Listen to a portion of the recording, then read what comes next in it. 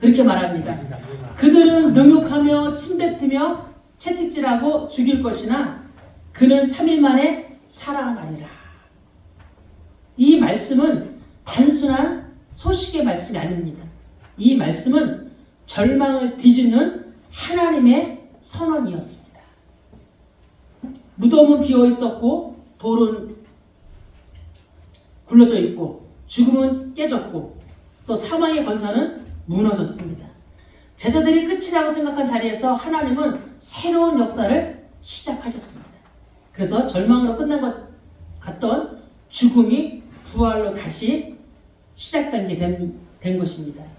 그래서 요한복음 11장 25절 26절 본문에 예수께서 이르시되 나는 부활이요 생명이니 나를 믿는 자는 죽어도 살겠고 무릇 살아서 나를 믿는 자는 영원히 죽지 아니하리니 이것을 네가 믿느냐. 여러분 예수님의 부활을 믿으시기 바랍니다. 예수님의 부활을 믿으셔야 돼요. 믿으셔야 나의 부활이 되는 거예요. 예수님의 부활을 믿지 않으면 우리의 부활도 없는 겁니다. 우리의 신앙의 부활도 우리의 믿음의 부활도 우리의 찬양의 부활도 되지 않는 겁니다.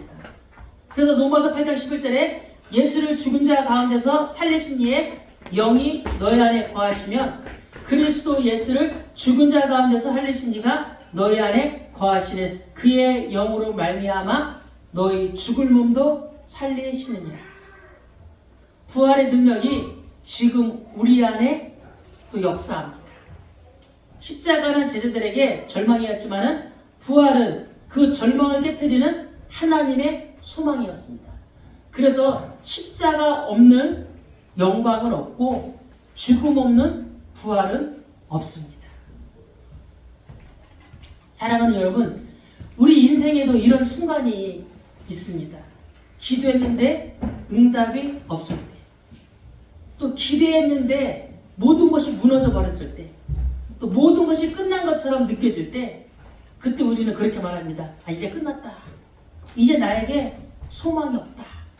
그때 우리가 하나님 앞에 서면은 하나님은 우리에게 말씀하십니다. 아직 끝나지 않았다. 부활은요, 단순한 사건이 아닙니다. 부활은 절망을 뒤집는 능력입니다.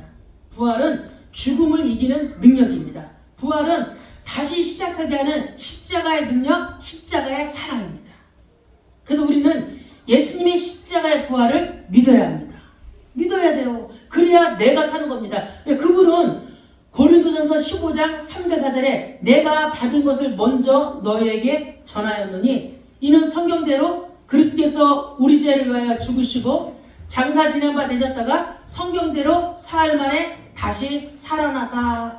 그래서 말하는 거야. 하나님은 말씀을 성취하셨어요.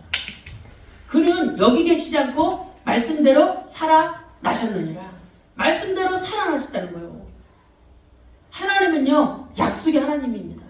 하나님은 언약의 하나님이요. 하나님은 실수하지 않으신 분이에요. 우리의 문제를 놓고도 실수하지 않아요. 그래, 우리의 문제 앞에 하나님의 분명한 뭐가 있어요? 계획과 소망이 있습니다. 내가 누구를 믿는다면? 오직 살아계신 그 하나님을 믿는다면. 하나님을 믿지 않는다면 소망은 없어요. 우리는 자꾸 나락으로 떨어져서 결국 불안과 우울과 결국 극단적인 행동을 하는 사람도 있겠죠. 그래서 여러분 인생에 소망이 있습니까? 없습니까? 소망이 있으시죠? 여러분이 죽음에서 다시 살아나신 부활의 주를 믿는다면 인생의 닫힌 길에도 다시 문이 열려요. 닫힌 문이 열립니다. 죽은 것 같은 상황에도 살아날 수 있습니다. 왜냐하면 예수님이 부활의 주로 살아나셔서 우리에게 오셨기 때문이에요. 제자들이요, 예수님이 죽기 전에는 그 예수님의 말씀을 혼으로만 들었어요. 근데 예수님이 죽으시고 부활해서 마가다락방에 10일 기도하고서는 성령이 임하면서 그들은 뒤돌아서지 않았어요. 여러분도 부활 이후에 성령이 임해서 우리의 신앙이 진짜 성령이 인도받는 신앙생활 하시기를 간절히 바랍니다. 그럼 신앙생활에 뒤돌아섬이 없습니다. 그래서 요한복음 20장 19절에 이날 곧 안식구 첫날 저녁 때에 제자들이 유대인들을 두려워하여 모인 곳에 문들을 닫았더니 예수께서 오사 가운데 서서 이르시되 너희에게 평강이 있을지어다. 제자들에게 모셔서 말씀하시는 거예요. 너희에게 평강이 있을지어다. 이 말씀을 하시고 손과 옆구리를 보이시니 제자들이 주를 보고 기뻐하니라. 예수님이 죽으실 때 옆구리도 찔리고 그죠? 손에 못자국 있었잖아요. 그걸 봤더니 진짜 예수님이 부활하셨네. 그걸 보고 뭐 했다는 거예요? 기뻐했다는 거예요. 그럼 우리는 어떻게 부활의 주를 만날까요? 말씀으로. 보지 않고 믿는 자가 더 복되다고 말씀하셨어요. 보지 않고 믿는 복된 여러분이 되시기를 바랍니다. 예수께서도 이르시되 너희에게 평강이 있을지어다. 아버지께서 나를 보내신 것 같이 나도 너희를 보내노라 말씀합니다.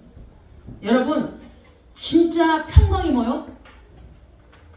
히브리어로 평강이 샬롬입니다. 우리에게 평강은 뭐요? 평안이에요. 우리 안에 평안이 있다면은 그 어떤 두려움도 이길 수 있잖아요. 참된 평안이 우리 안에 있다면, 진짜 주님을 만났다면 우리 안에 뭐가 들어와요? 참된 평안이 우리 안에 들어오는 겁니다. 참된 평안은요 모든 것을 이길 수 있어요. 어느 날 겨울에 한 농부가 씨앗을 땅에 심었습니다. 겉으로 보면은 농사 짓는 분은 아시겠죠. 그 씨앗은 땅속에서 죽은 것처럼 보였습니다. 그러나 시간이 지나 봄이 되자 그 씨앗에 새싹이 올라왔습니다. 죽은 것처럼 보였던 씨앗이 새로운 생명으로 다시 나타난 겁니다. 예수님의 부활도 마찬가지. 죽었던 것 같으셨는데 도대체 다시 살아나지 않을 것 같은데 예수님이 약속한 그 말씀대로 다시 부활하신 거예요. 십자가에서 예수님이 죽으셨을 때 사람들은 모든 것이 끝난 것처럼 절망 속에 빠져 있었어요. 따라다녔던 제자들마저도 다 도망가 버렸습니다. 그러나 하나님은 그 무덤 속에서도 새로운 생명을 시작하셨다는 거예요. 그래서 부활은 죽음 속에서도 시작되는 하나님의 생명이라는 거예요. 여러분에게 하나님의 생명이 있습니까? 하나님의 생명이 있다면 우리는 영원히 죽지 않아요. 영원한 생명이 우리 안에 있는 겁니다. 우리가 육체가 죽는 것이지 우리는 영원한 집에 가는 거예요. 그게 아버지의 집, 천국으로 가는 겁니다. 그래서 세 번째, 부활은 우리에게 새로운 삶을 줍니다. 부활은 단지 예수님의 죽음의 사건이 아닙니다. 예수를 믿는 사람에게 새로운 삶이 시작되는 겁니다. 그래서 부활신앙은 우리의 삶을 바꿉니다. 절망 속에서도 소망을 갖게 합니다. 죄 가운데 살던 사람이 새로운 삶을 살게 합니다. 그래서 에베소서 5장 8절 9절에 너희가 전에는 어둠이더니 이제는 주 안에서 빛이라. 우리가 이제 빛이 된 겁니다. 빛의 자녀들처럼 행하라. 어둠에 있지 말고 이제 빛의 자녀처럼 하는데 어떻게 가냐? 빛의 열매는 모든 착함과 의로움과 진실함에 있느니라. 여러분의 삶에 빛의 열매를 맺으시기 바랍니다. 두려움 속에 살던 사람이 믿음으로 살게 됩니다. 디모데후서 1장 7절에 하나님이 우리에게 주신 것은 두려워하는 마음이 아니요 오직 능력과 사랑과 절제하는 마음이니.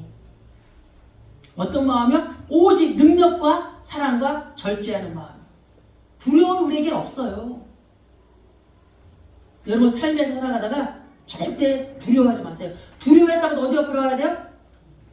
하나님 앞으로, 십자가 앞으로, 십자가를 붙들고 살아가는 겁니다. 결론입니다. 부활은 절망을 이기는 소망이 아니라 절망을 이기는 하나님의 능력입니다. 그러므로 오늘 우리는 상황이 아니라 부활을 바라봐야 돼요. 절망이 아니라 살아계신 예수 그리스도를 바라보고 그분을 붙잡고 믿음으로 살아가는 겁니다. 그래서 부활은 단순한 역사적인 사건만이 아닙니다. 부활은 우리의 소망입니다. 우리의 소망이에요. 그래서 베드로전서 1장 3절에 예수 그리스도를 죽은 자 가운데서 부활하게 하심으로 말미암아 우리를 거듭나게 하사 산 소망이 있게 하시며. 그래서 예수님은 십자가로 죽음을 이기셨다는 겁니다. 그래서 골로새서 2장 14절 15절에 우리를 거스르고 불리하게 하는 법조모로 쓴 증서를 지우시고 제하해 버리사 십자가에 못 박으시고 통치자들과 권세들을 무력화하여 드러내어 구경거리로 삼으시고 십자가로 그들을 이기시고